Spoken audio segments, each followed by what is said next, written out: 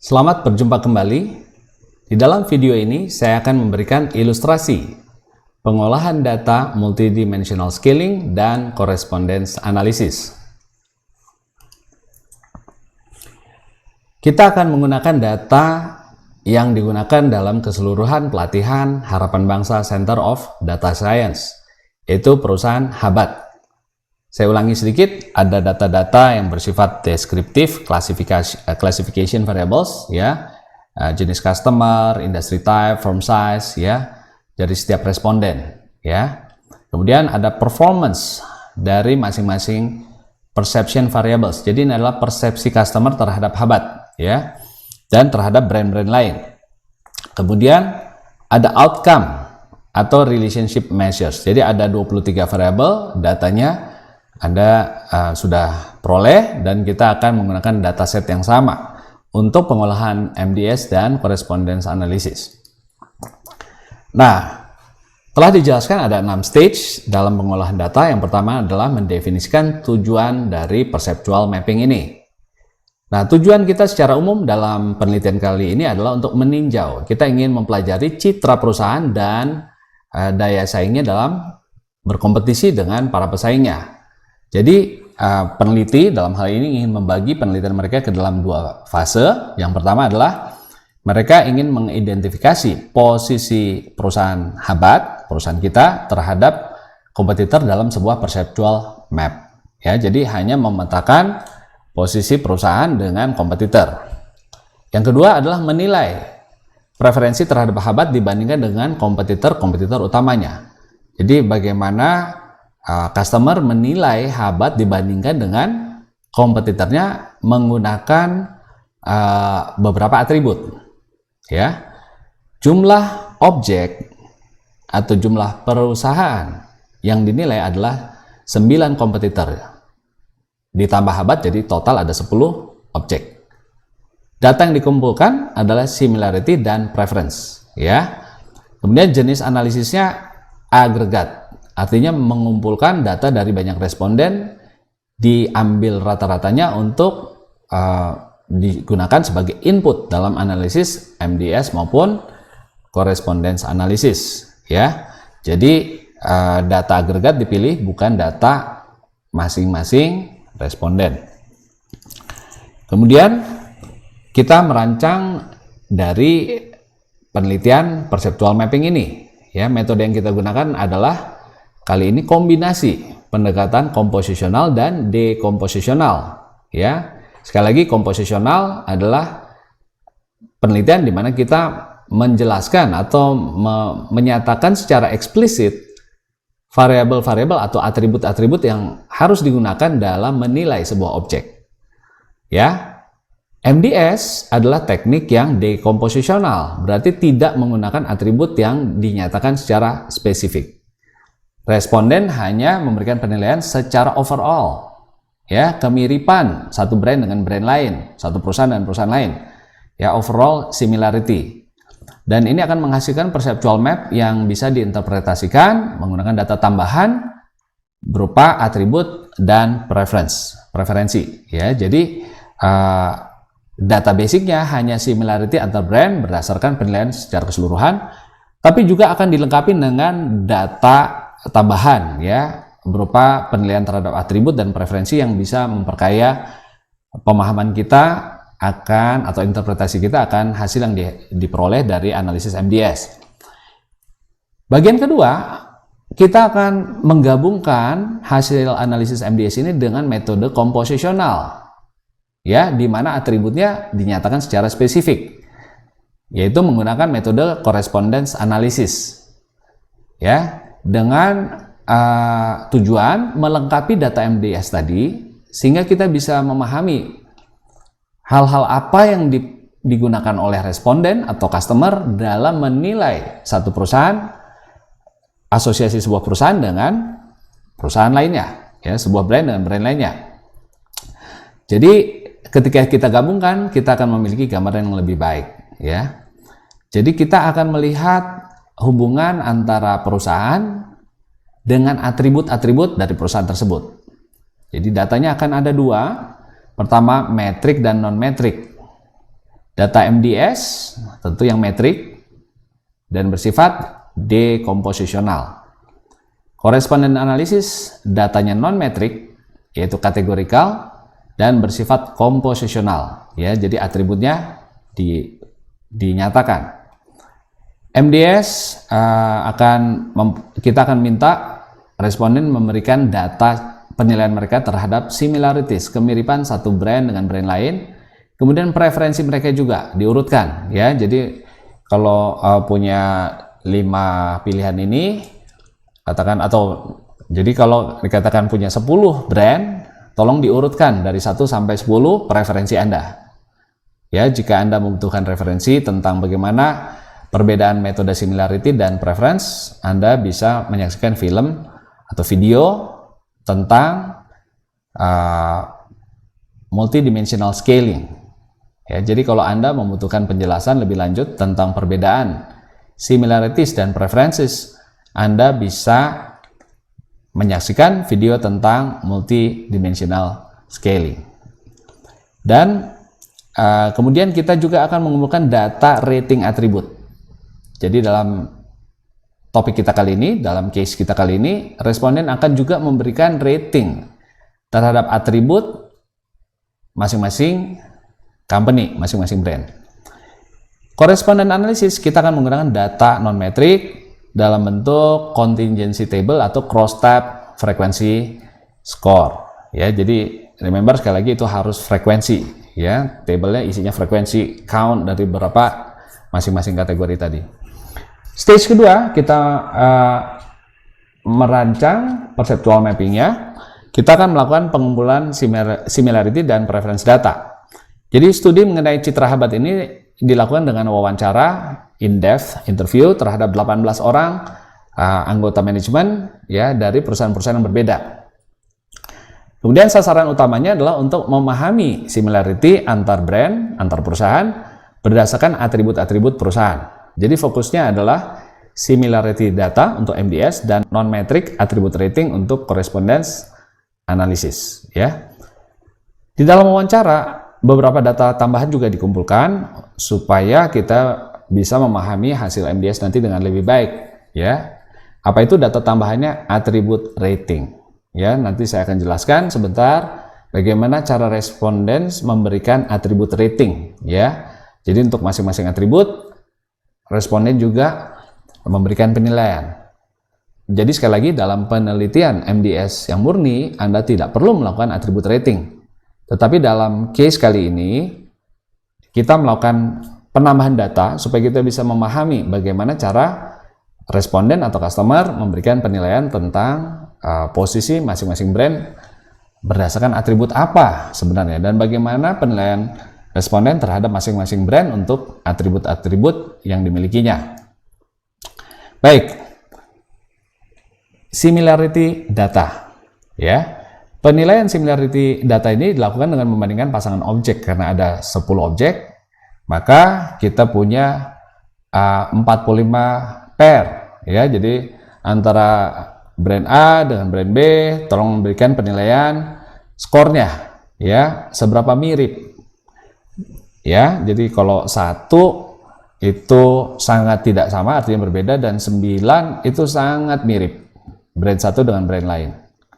Nah, jadi sistem penilaian ini akan dibalik nanti di dalam softwarenya, karena biasanya justru diputar, ya. Jadi angka 9 itu sangat tidak mirip karena itu adalah distance satu brand dengan brand lainnya, ya. Jadi program pengolahan SPSS biasanya menggunakan data yang berupa distance. Kita harus tukar nanti, kalau nanti bagi responden lebih mudah menggunakan data 1 sampai dengan 9, 1 sangat tidak mirip dan 9 sangat mirip. Jangan lupa untuk mengkonversinya di dalam SPSS menjadi distance, ya, artinya 9 menjadi sangat tidak sama.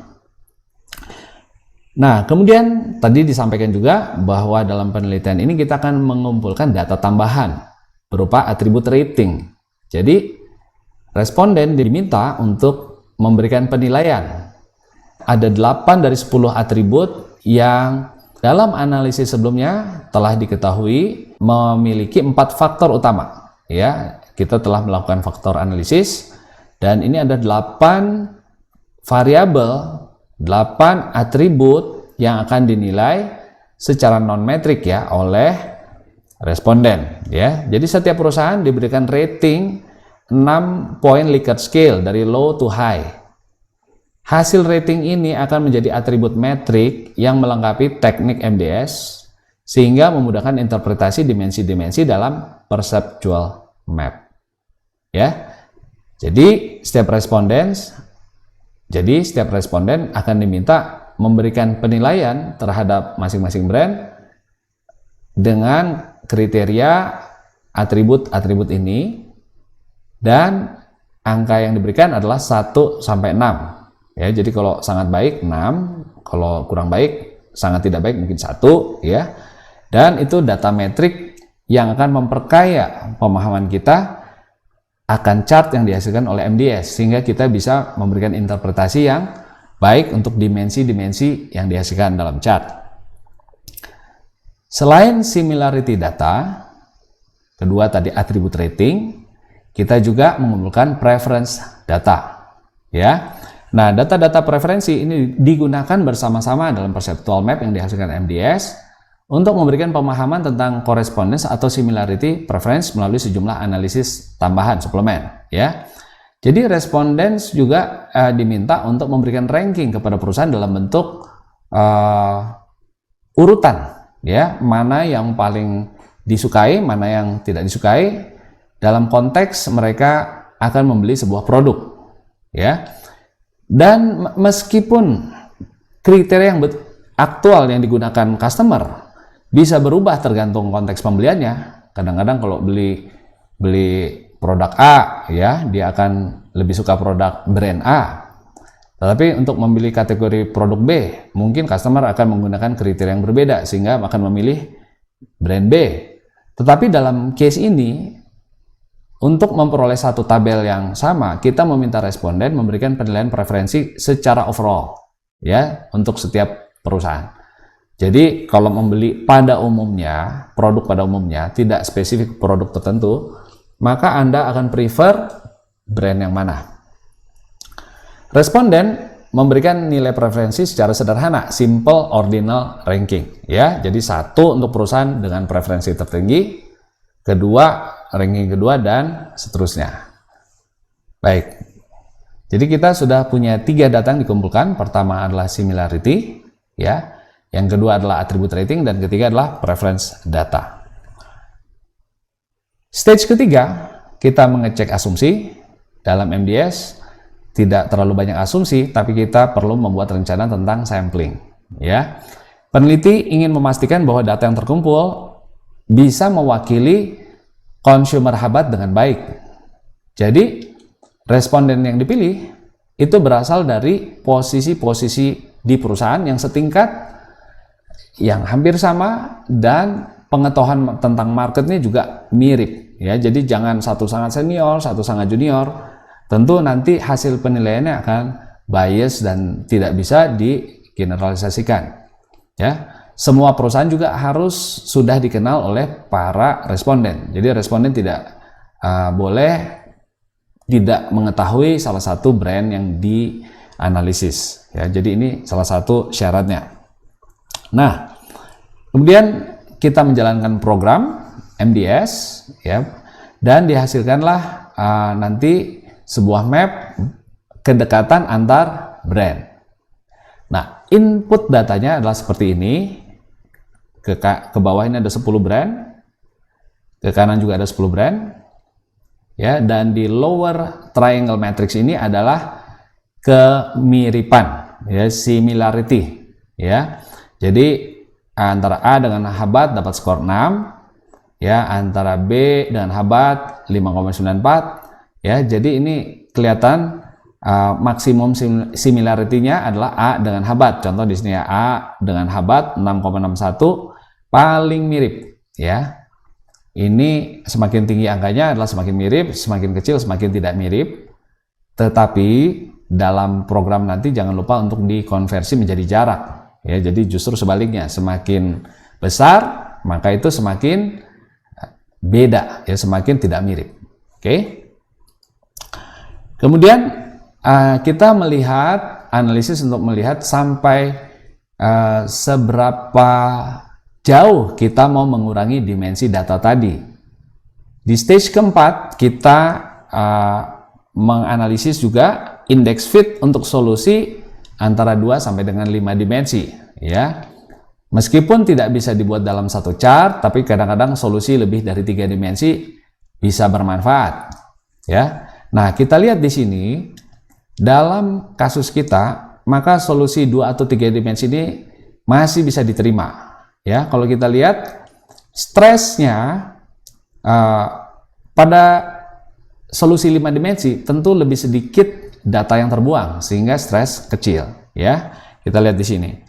Tetapi waktu kita buang 1 dimensi, ya, datanya menjadi 4 dimensi, itu menjadi lebih tinggi stres, ya, stresnya, ketidakcocokannya semakin tinggi. Dan ketika dibuat menjadi 3D, ini 0,23 stresnya, naik sedikit. Tetapi waktu kita paksakan menjadi 2 dimensi, stresnya cukup naik, ya, menjadi 0,3. Jadi kenaikannya cukup tajam di sini. Jadi kelihatannya solusi yang bagus di sini adalah 3 dimensi. Namun demikian tidak ada kriteria khusus, ya. Kalau Anda mau menghasilkan peta 2 dimensi, melakukan interpretasi tentu bisa, tapi dengan memahami bahwa stresnya cukup tinggi. Artinya ada data-data yang hilang atau informasi yang hilang dalam chart Anda. Dan R-square, berapa persen analisis Anda akan menggambarkan variasi data yang sesungguhnya. Ya, jadi 5 dimensi, 63% varians itu akan tergambarkan. Dalam chart 4 dimensi atau dalam map 4 dimensi 55%, dan semakin sedikit dimensinya tentu semakin banyak stresnya, semakin banyak data yang hilang, dan semakin kecil kemampuan map Anda menjelaskan, ya. Jadi kalau kita paksakan 2 dimensi itu hanya 39% dari variasi semula yang tergambarkan dalam chart Anda. Nah, ini hasil akhirnya yang tentu menggunakan data 2 dimensi, ya. Tentu bukan yang ideal. Tapi karena aplikasi kita hari ini hanya untuk melihat, ya, dari hasil, kita mau mencoba melihat secara cepat, ya, hasilnya kita tidak ingin melakukan interpretasi 3D, ya, kita mau melihat hasil 2D saja dulu. Nah, di sini kita lihat brand-brand yang telah dipetakan melalui analisis MDS tadi. Nah, ini adalah hasil penilaian dari masing-masing responden, ya. Kita lihat masing-masing responden apakah ada outlier, ya, atau bentuknya hampir sama. Kalau dilihat ini pengelompokannya agak diagonal ke kanan gitu, ya, dari kiri bawah ke kanan atas. Ternyata hasil akhir semua responden juga kurang lebih sama. Sehingga dapat disimpulkan tidak ada outlier yang perlu dikeluarkan dari analisis kita. Kemudian ini adalah pengukuran individual differences dalam perceptual mapping, ya. Kita bisa melihat masing-masing subjek, ada 18 orang tadi, berapa stres yang dihasilkan, R-square-nya berapa. Di sini kita lihat juga seberapa banyak dia berkontribusi untuk dimensi pertama dan dimensi kedua. Ya, jadi data point penilaian dari subjek pertama ini bisa juga dilihat bobotnya terhadap dimensi yang dihasilkan. Kalau kita lihat di sini stresnya hampir sama, rata-ratanya 0,3, kurang lebih mirip. Persentase yang dihasilkan 39%, rata-rata di sini juga tidak terlalu mencolok perbedaannya, sehingga bobot di sini, weight di sini, dan juga measure of fit menunjukkan data masing-masing responden ini semuanya bisa digunakan, ya. Kita lihat bobot dalam table 4 ini menunjukkan bahwa responden cukup homogen dalam persepsi mereka, ya. Weight-nya tidak berbeda jauh dari satu responden ke responden lain di dimensi yang pertama maupun di dimensi yang kedua. Jadi kita lihat dari atas ke bawah ini hampir sama angkanya. Berarti tidak ada klaster-klaster individu yang kelihatan. Jadi mungkin ada yang nilainya tinggi, nilainya rendah. Ya, jadi dalam kasus ini tidak demikian. Jadi kita tidak ada individu yang perlu dieliminasi, ya, sebagai outlier. Nah, ini hasilnya. Kita melihat sekali lagi telah dijelaskan dalam correspondence analysis sebelumnya bahwa fit, ya, kecocokan tidak hanya dilihat dari kedekatan satu atribut atau kategori dengan kategori lain, tapi juga jaraknya dari origin, ya. Jarak setiap bobot dari origin menunjukkan tingkat fit. Jadi kalau semakin jauh dari origin, maka 10 dan 7 dan 4 ini bukan hanya memiliki kedekatan, tetapi kedekatannya jauh lebih valid, lebih kuat dibandingkan yang 1 dan 9, ya. Sekali lagi itu adalah perkalian vektor 1 dan 9, sudutnya dan jaraknya, ya. 4, 7, 10 ini jaraknya jauh sehingga sudah pasti asosiasinya atau kedekatan antar ketiga objek ini lebih kuat dibandingkan yang di sini.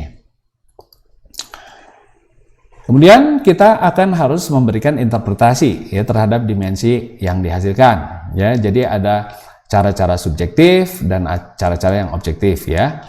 Pertama, kita bisa menggunakan data atribut rating, ya. Jadi Anda ingat dalam kasus ini peneliti juga cukup cerdik dengan mempersiapkan penilaian atribut rating dari masing-masing perusahaan. Jadi responden bukan hanya menilai kemiripan atau preferensi, tapi juga memberikan penilaian terhadap atribut-atributnya, ya. Jadi dengan adanya data tersebut akan lebih mudah karena kita bisa melihat kemiripan hasil penamaan kita dengan atribut penilaian atribut yang dihasilkan oleh customer, ya. Nah, ini pendekatan subjektif. Contohnya ya, kita lihat perusahaan C dan D ini ternyata tinggi di technical support, H juga demikian, tetapi A dan B ini kuat di Salesforce image, ya. Demikian juga H cukup kuat di Salesforce image. Jadi technical support terbaik dalam kategori X8 ini adalah C, D, dan H, ya. Ketiga perusahaan ini ada di sisi kiri dari mapnya, ya. Jadi ini memberikan clue atau indikasi bahwa dimensi 1 dapat kita bilang itu didefinisikan atau dicirikan oleh X8.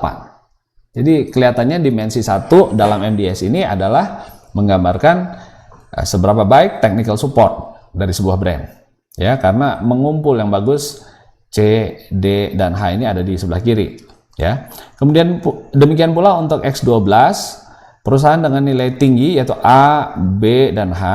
X12 di sini ya, image A, B, dan H ini ternyata ada di atas, ngumpul di atas. Jadi ada indikasi bahwa dimensi 2 ini menggambarkan, paling tidak secara parsial, menggambarkan X12 atau Salesforce image.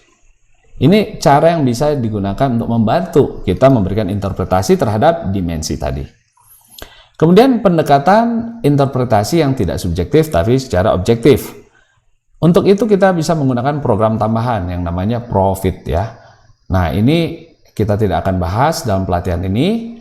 Kita akan menggunakan atribut rating seperti tadi untuk melakukan interpretasi secara subjektif.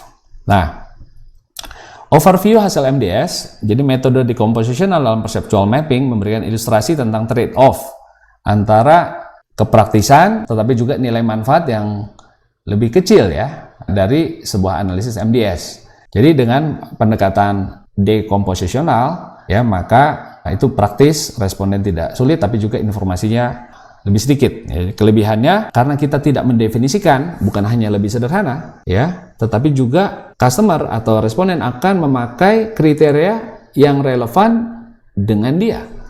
Kalau kita sebagai peneliti yang menentukan kriteria atau atribut penilaiannya, belum tentu customer melakukan pembelian berdasarkan faktor tersebut, berdasarkan atribut tersebut, ya.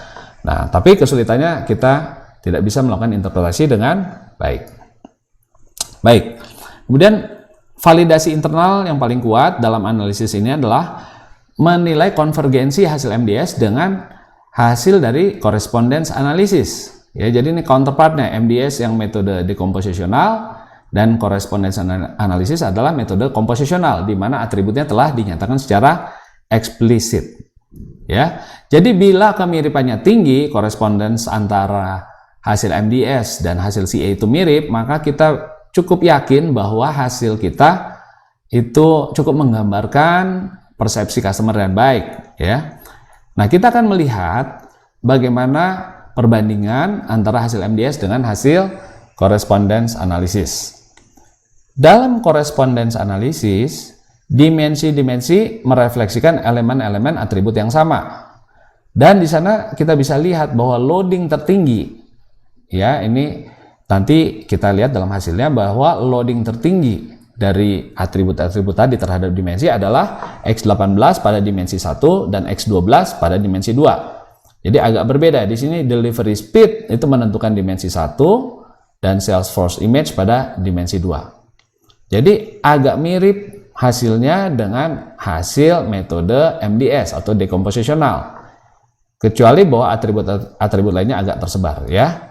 Jadi ini adalah data yang atribut rating yang bersifat non-metrik, ya. Jadi diingat sekali lagi, untuk metode correspondence analysis datanya adalah frekuensi, ya, frekuensi table. Jadi tidak boleh bersifat metrik. Berapa kali atau berapa count, berapa event yang terjadi di sebuah kategori tertentu. Jadi contoh, ya. Jadi ini adalah data yang diperoleh untuk satu responden tertentu. Ini responden nomor 1, ya, yang di atas. Maka responden 1 ini dalam tabel ini dapat kita lihat memberikan penilaian seperti ini. Dari segi product quality dia berikan nilai 1. Berarti Habat punya product quality. 1 count. Kategorikal, ya. 1 kali terjadi. 1 kali frekuensi. Kemudian mana lagi? B itu juga punya kualitas 1. C 1 dan seterusnya. Jadi dia mengatakan produk A tidak punya kualitas, D, G tidak ada kualitas, demikian juga I. Sisanya yang lain ada kualitas 1. Jadi masing-masing responden hanya memberikan nilai 0 atau 1 untuk masing-masing sel ini. Dalam hal technical support, ya, Habat diberikan nilai 0. Wah, ini nggak bagus di situ. Ya, jadi seperti itu, ya. Dan kita nanti akan jumlahkan penilaian masing-masing responden. Jadi contoh, setelah kita punya 18 responden tadi, maka ada 6 responden yang mengatakan Habat punya kualitas. Ada 6. Frekuensinya 6 kali. Ya, ada 6 count di sana. Kemudian brand A punya kualitas, ada 6 responden juga. Dan ada 14 responden dari 18 yang mengatakan produk B itu berkualitas. Jadi angka-angka ini bukan penilaian customer dalam arti nilai tinggi adalah kualitas tinggi, bukan. Tapi berapa orang, berapa kali, ya, dikatakan kategori tertentu, brand tertentu memenuhi kriteria atribut yang sebelah kiri. Jadi contoh, advertising yang bagus, kita lihat hampir semua rata, ya. Nah, ini ada yang 16 lebih menonjol. Nah, kemudian Salesforce image, ya, kita lihat bahwa di sini B itu sangat lemah, tetapi 18 G itu sangat kuat. Ada 18 dari 18 responden mengatakan bahwa image untuk G ini, brand G ini sangat bagus, ya. Jadi begitu cara membacanya. Jadi masing-masing memberikan nilai 1-0 kategorikal dan kita kumpulkan menjadi tabel frekuensi yang disebut contingency table. Kemudian dihitung distance-nya, ya. Kita melihat selisih antara expected value dari sini seharusnya berapa sih nilai di sini yang wajar. Kalau data totalnya tentu ada berapa variabel dan berapa customer, ya, berapa brand dan ada berapa variabel, tentu bisa dihitung berapa expected value di masing-masing sel dan dibandingkan dengan nilai aktualnya. Ketika kita kurangi, kita temukan nilai distance, jarak, ya. Dan dari sana mengikuti program MDS kita petakan, keluarlah gambar seperti ini, ya. Jadi kita lihat eigenvalue-nya, kita lihat di atas 0,2, ya. Di sini ada 0,27, 0,21, 0,12 dan sebagainya. Lalu berapa persen data kita, berapa persen variasi dalam data kita bisa dijelaskan dalam dimensi-dimensi yang dihasilkan oleh CA ini. Jadi dimensi pertama menjelaskan 53% dari data yang ada. Jadi satu dimensi saja sudah cukup banyak, ya. Kalau kita masukkan dimensi kedua, maka ada tambahan 33% lagi, ya, penjelasan terhadap variansi data. Jadi datanya bisa dijelaskan dalam dua dimensi ini tanpa kehilangan sekitar 14% informasi. Ya, 53 ditambah 33 itu 86% bisa dijelaskan dalam peta 2 dimensi ini. Ya, jadi sekali lagi 86% variasi penilaian terhadap atribut masing-masing brand bisa di-capture oleh chart 2 dimensi ini. Jadi kita lihat ini dimensi pertama dan kedua. Tentu ini tidak harus sama dengan dimensi pertama dan kedua dari MDS. Ya, dalam CA kita melihat gabungan antara atribut, ya, service dan yang lain-lain serta brand. Ya, bisa kelihatan dalam satu chart yang sama. Jadi disebut joint space. Ya. Kemudian kita mau mencoba memberikan interpretasi dari masing-masing dimensi tadi. Dalam tabel ini hasil programnya biasanya akan memberikan, ya, berapa kontribusi masing-masing variabel atau atribut terhadap dimensi baru yang dihasilkan. Kita punya 2 dimensi, jadi ada dimensi 1, dimensi 2. Kita lihat kontribusi terhadap inersia atau terhadap masing-masing dimensi. Jadi kita lihat di sini contohnya, ya. Untuk dimensi yang pertama, ya, jadi di gambar ini yang dimensi pertama horizontal, ternyata Salesforce Image itu memberikan kontribusi terbesar 0,665. Yang kedua, technical support 0,196. Kita lihat secara vertikal, jadi kontributor terbesarnya adalah Salesforce Image dan technical support. Sedangkan untuk dimensi kedua, product quality dan juga competitive pricing, ya. Ini seperti halnya dengan prinsipal komponen analisis. Di sini mungkin masih terjadi cross loading, mungkin ada yang besar di kiri dan di kanan sehingga kita tidak yakin sebenarnya pemisahannya seperti apa. Dan Anda bisa mengingat di teknik prinsipal komponen analisis atau faktor analisis, kita bisa merotasikannya untuk memperoleh solusi akhir yang lebih ideal, di mana dimensi-dimensinya bisa dijelaskan dengan baik oleh variabel-variabel yang menyusunnya. Jadi mungkin katakan X8 ini betul-betul nyata perbedaannya di dimensi 1 dan 2 sehingga kita punya confidence untuk memberikan nama, ya, untuk dimensi tersebut. Nah, ini hasil akhirnya. Kita validasi hasil MDS, metode decompositional dan metode CA, metode komposisionalnya, ya. Yang kiri adalah hasil MDS.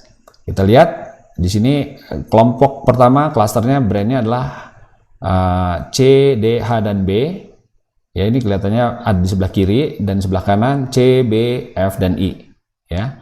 Nah, Anda perhatikan di hasil CA hampir sama. C, D, H, dan B yang merah ini juga ada di sana. Tentu dimensinya agak berbeda. Sekarang dia ada di sisi horizontal, ya. Kalau di sini di sebelah kiri, di sini agak di atas, ya. Dan yang I, F, E itu semua ada di bawah di sini. Ya, di sini G kelihatan terpisah, kalau di sana A kelihatan terpisah. Jadi ada kemiripan walaupun tidak sama persis, ya. Nah, tugas peneliti adalah menggunakan data atribut rating tadi untuk memberikan indikasi sebenarnya dimensi 1 ini apa, dimensi 2-nya apa, ya. Dan dengan correspondence analysis bisa divalidasi kembali. Apakah betul variabel tertentu yang kita duga di MDS mendefinisikan dimensi ini berkontribusi besar pada dimensi yang dihasilkan oleh CA, ya. Jadi dalam hal ini kalau kita flip, ya, berarti dimensi 2 ini kita balikan menjadi horizontal, maka itu gambarnya kurang lebih seperti ini, ya. Kita flip, maka dimensi 2 ini lebih mirip jadi dimensi 1 di hasil CA, ya. Kita lihat, ya, seperti itu. Nah, baik, dan setelah kita memperoleh hasil akhir, tentu kita harus melihat makna implikasinya terhadap manajemen. Jadi berdasarkan hasil studi ini, Habat ternyata terasosiasi dekat dengan perusahaan A dan I, dan sangat berbeda dari perusahaan C, E, dan G, ya. Jadi kalau kita lihat di gambarnya di sini, Habat itu lebih dekat ke perusahaan A dan I, ya. Habat dekat A dan I. Beda dengan perusahaan C, E, dan G. Sehingga ketika dia melayani satu market yang sama, Habat bisa mengidentifikasikan perusahaan-perusahaan yang menjadi kompetitornya secara direct, ya. Jadi kalau dilihat berbeda, mungkin itu pelanggan, customer melihat mereka sebagai produsen atau perusahaan di segmen yang berbeda, ya. Mungkin tidak mirip di mata customer sehingga tidak dipandang sebagai direct competitors. Karena analisis MDS dilakukan tanpa atribut, sekali lagi atribut free, menggunakan overall judgment, maka responden kita bebas memilih atribut yang akan digunakannya dalam penilaian dan tidak akan terpengaruh secara subjektif oleh keinginan atau dugaan peneliti ya. Jadi kita tidak memaksakan kriteria penilaian yang menurut kita tepat ya. Jadi itu sudah pasti sesuai dengan persepsi responden ya. Angka yang diberikan betul-betul tidak ada subjektivitas dari peneliti. Kesulitannya tentu pada saat interpretasi karena kita tidak memiliki informasi tersebut ya. Untuk itu MDS kita lengkapi dengan CA supaya kita punya insight mengenai atribut yang menjadi dasar dalam perceptual map kita. Jadi sekali lagi multidimensional scaling dan correspondence analysis yang satu tidak lebih baik daripada yang lain ya, tetapi saling melengkapi. Masing-masing ada kelebihannya. MDS dia lebih objektif karena penilaiannya oleh responden, sedangkan CA lebih subjektif karena kita yang menentukan atributnya. Ya, gunakan rasa, gunakan service, apapun itu dari peneliti lebih dulu. Ya, tetapi interpretasinya lebih mudah, ya. Demikian penjelasan tentang MDS dan correspondence analysis. Semoga bermanfaat dan tetap semangat.